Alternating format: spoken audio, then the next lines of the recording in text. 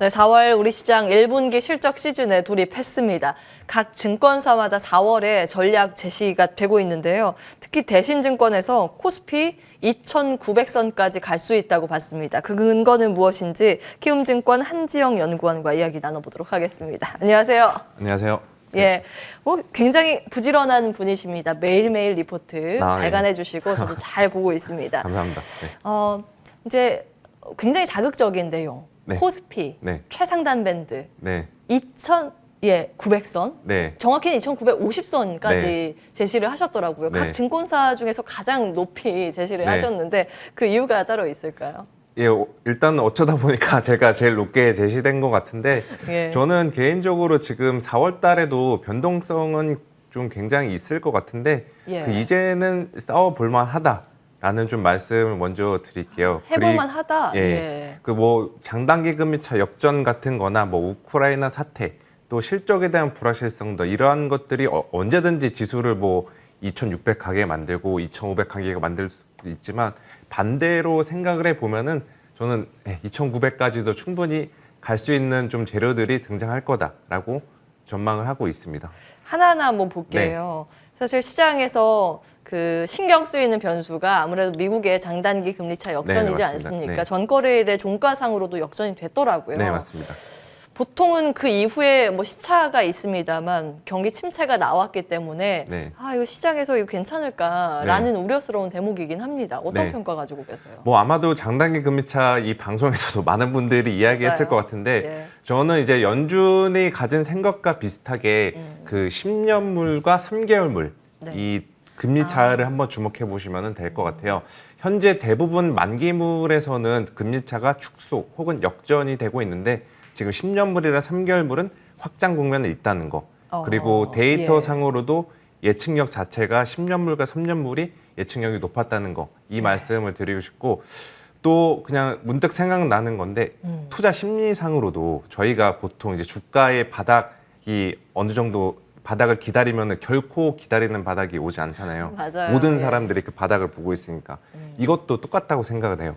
지금 모든 많은 사람들이 하다못해 한국에 있는 저희 같은 일반인들도 조차 미국의 장단기 금리차를 바라보면서 침체 오면 어떡하지? 큰일 나겠다.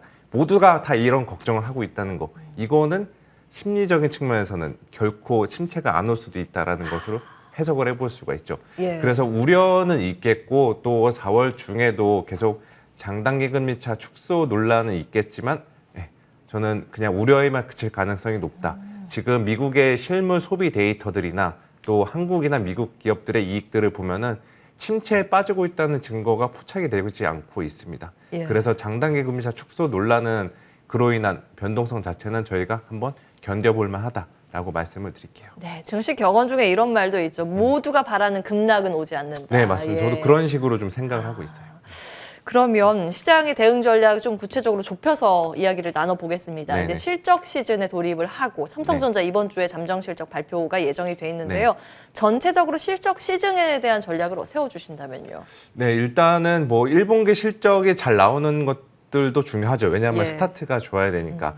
그래서 뭐 업종별로 접근을 해보면은 1분기 실적 잘 나오는 업종들은 역시나 인플레이션 해지, 원자재 관련된 업종들 이쪽이 될 것으로 보고 있어요.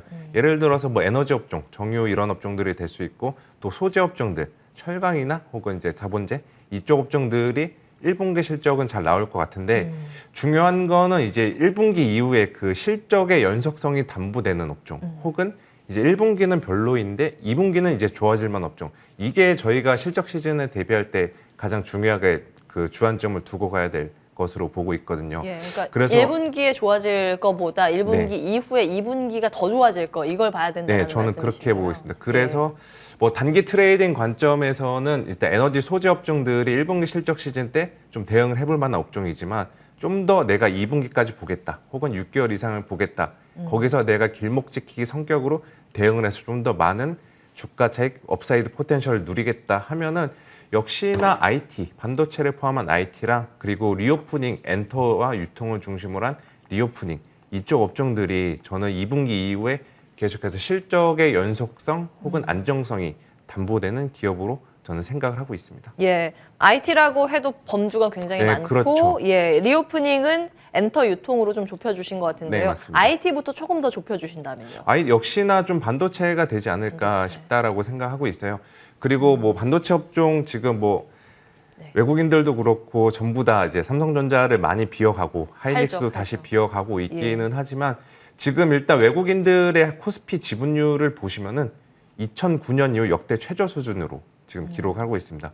그만큼 외국인 입장에서는 한국 증시가 빈집이 되고 있다.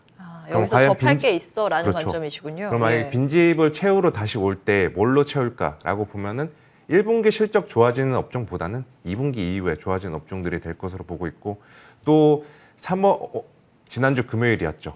그 반도체를 포함한 한국의 3월 수출 데이터를 보면은 저도 생각보다 놀랐는데 우려했던 것보다 우리나라 기업들 잘 선방을 하고 있더라고요.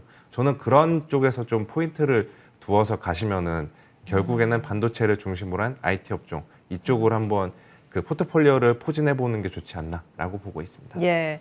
반도체는 삼성전자, SK 하이닉스예요. 소부장이에요. 네, 일단은 저는 이제 셋업체들 제일 위쪽에 있는 삼성전자, SK 하이닉스 이쪽이 제일 좀 좋지 않나. 반도체 투톱도 해볼 만하다. 네, 해볼 만하다라고 보고 알겠습니다. 리오프닝은 저희가 앞서서 이야기를 많이 네네. 했기 때문에 다음 넘어가겠습니다. 엔저 현상이 주목받고 있습니다. 엔저 현상이 가파르게 전개가 되는데 네. 그러면 미국 수출은 더 좋고 우리나라는 경합도 수출 경합도 높은 쪽은 타격받는 거 아닌가 이런 논리가 고개를 들고 있거든요. 네. 그쪽이 자동차, IT, 철강입니다. 네. 이제 과거에 엔화 그 약세 국면에 우리가 피해를 봤던 섹터가 다시 네. 거론되고 있는데요. 네. 그 논리가 지금도 적용되는 걸까요? 적용은 되긴 되는데 덜 된다라고 말씀을 드리고 싶고 과거와는 다르다. 만약에 지금 말씀드린 그 IT 가전, 뭐 철강, 예, 자동차 이쪽 업종들이 이 엔화 약세를 빌미로 최근에 다시 빠진다면은 저는 그 업종들은 매수 기회로 보시는 게 맞다라고 보고 있습니다. 매수 기회로요? 네, 왜냐하면 엔화가 미치는 수출 시장에서 영향력, 우리나라 기업 실적에 미치는 영향력은 생각보다 크지는 않아요. 가령 2013년도에서 2015년도에 이제 엔화 초약세 기간 때 이 세 개 업종 주가가 완전히 좀 많이 무너졌었거든요. 근데 그때 무너진 게 엔화라는 환율적인 요인이 아니라 그때 전방 수요처들 미국이나 중국의 경기 모멘텀들이 둔화가 되고 있었기 때문에 빠진 거지 환율이 미치는 영향은 크지 않았다라고 보고 있습니다. 그리고 더 강조드리고 싶은 거는 지금 미국이나 중국 경기 지표 같은 경우는 바닥을 다지고 올라오고 있는 국면이다. 예. 그리고 앞서 설명드렸다시피 수출 데이터를 보면은 자동차는 빼고 나머지 업종들은 지금 수출들이 다시 늘어나고 있고 좋아지고 좋아요. 있다. 보면은 지금 만약에 이 업종들이 엔화 약세를 빌미로 빠지면은 매수 기회라는 논리로 저는 귀결이 된다라고 생각을 하고 있습니다. 그렇다면 매력도 측면에서 순서대로 1번, 2번, 3번으로 꼽자면 저는 일단 뭐 가전, 그다음에 예, 철강, 자동차 이 순으로 좀 보시면 되지 않을까라고 보고 있습니다. 가전, 철강, 자동차 자동차 순. 순. 자동차가 제일 미치네요. 네, 자동차는 예. 아니요 저는 개인적으로 좋아하는 업종이고 이거는 연말 가서 뚜껑 열어봤을 때 예. 높은 성과를 가져다 줄 수 있는 업종으로 생각을 하고 있는데 지금 당장에는 조금은 이제 상대적인 매력 그다음에 기회비용을 예. 따졌을 때는 자동차는 좀 후순위로 밀어두시는 게 좋지 않나라고 보고 있습니다. 알겠습니다. IT 전반적으로 긍정적으로 보세요. 반도체도 물론 실적이 찍히긴 하지만 이 경합도 측면에서 엔화 약세 국면에서 타격을 받는다면 가전도 볼만하다라는 코멘트까지 주셨습니다. 내용 정리하도록 하죠. 키움증권 한지영 연구원과 함께했습니다. 말씀 고맙습니다. 네, 감사합니다. 네, 출발 성공 투자 오늘 준비된 순서는 여기까지입니다. 지수가 방향을 못 잡고 있는 상황입니다. 세부 전략이 더욱더 중요한 오늘이 되겠죠. MTN과 함께 성공 투자하시길 응원하면서 물러나겠습니다. 지금까지 시청해주신 여러분 고맙습니다.